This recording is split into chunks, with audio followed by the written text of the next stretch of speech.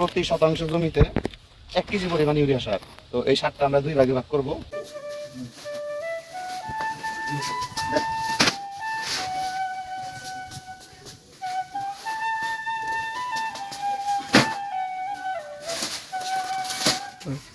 আসসালামু আলাইকুম, কেমন আছেন সবাই? আশা করি সবাই ভালো আছেন। তো আজকে আমাদের ঘাসের জমিতে কিভাবে সার দিব এবং প্রতি শতাংশ জমিতে কয় কেজি করে সার দিব, কিভাবে সার দিব এবং কয়দিন পর পর দিতে হবে, তো এটা নিয়ে বিস্তারিত তুলে ধরব। অবশ্যই ভিডিওটি প্রথম থেকে শেষ পর্যন্ত দেখবেন।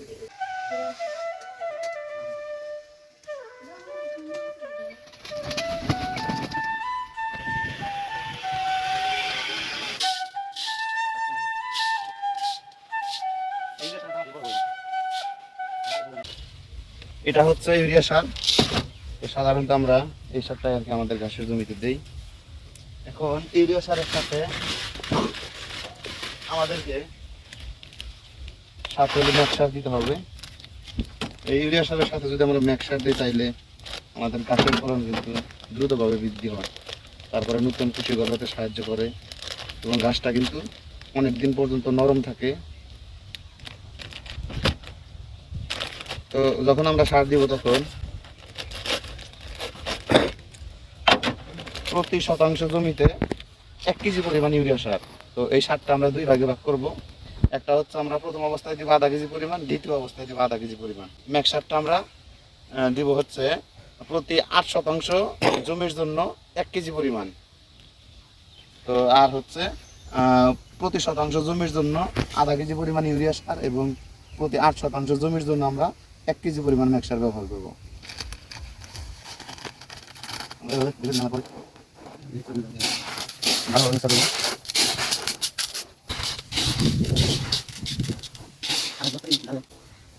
অলরেডি মিক্সার করা কিন্তু শেষ।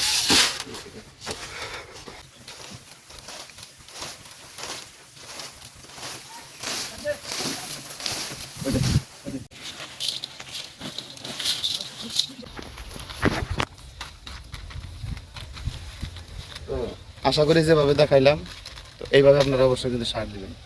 আর হচ্ছে যখন আপনারা সার দিবেন তো সার দেওয়ার কিন্তু 15 থেকে 21 দিনের মধ্যে কিন্তু কাঁচা ঘাসটা কিন্তু খাওয়ানো যাবে না। কারণ ধরেন আজকে এই জমিতে সার দিলাম, তো চাইলেই কিন্তু আমরা এই জমির ঘাসগুলোকে খাওয়াতে পারবো না। তো অবশ্যই আমাদেরকে 15 থেকে 21 দিন কিন্তু সময় নিতে হবে। তো এই সময় কিন্তু সারের রিয়াকশনটা আর থাকবে না। বৃষ্টি হবে তখন কিন্তু গরুকে এই ঘাস কিন্তু খাওয়ানো যাবে না, কারণ তখন হচ্ছে ওই নাইট্রিক বিষক্রিয়া সহ কিন্তু বিভিন্ন কিন্তু রোগে কিন্তু গরু আক্রান্ত হতে পারে। এমনকি অনেক জায়গায় কিন্তু গরু কিন্তু মৃত্যুবরণ করে। তো তার জন্য যে গাছটা আমরা কালকে সকালে খাওয়াবো, তো এই গাছটা আজকে বিকালে কাটবো। আর যে গাছটা বিকালে খাওয়াবো তো ওই গাছটা অবশ্যই আমরা সকালবেলায় কাটবো। তাহলে কিন্তু আমাদের নাইট্রিক বিষক্রিয়া হওয়ার কিন্তু কোনো সম্ভাবনা নাই।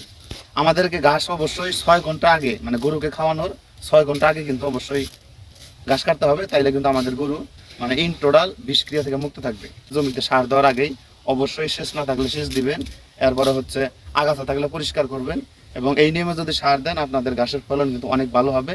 ভালোভাবে কিন্তু গরু লালন পালন করতে পারবেন। আসলে যার ঘাস নাই তার কিন্তু খামার করার দরকার নাই, এটা কিন্তু প্রায় প্রত্যেক ভিডিওতে বলি। তো ধন্যবাদ সবাইকে, আজকের ভিডিও পর্যন্তই। সবাই ভালো থাকবেন, দোয়া রইল। আসসালামু আলাইকুম।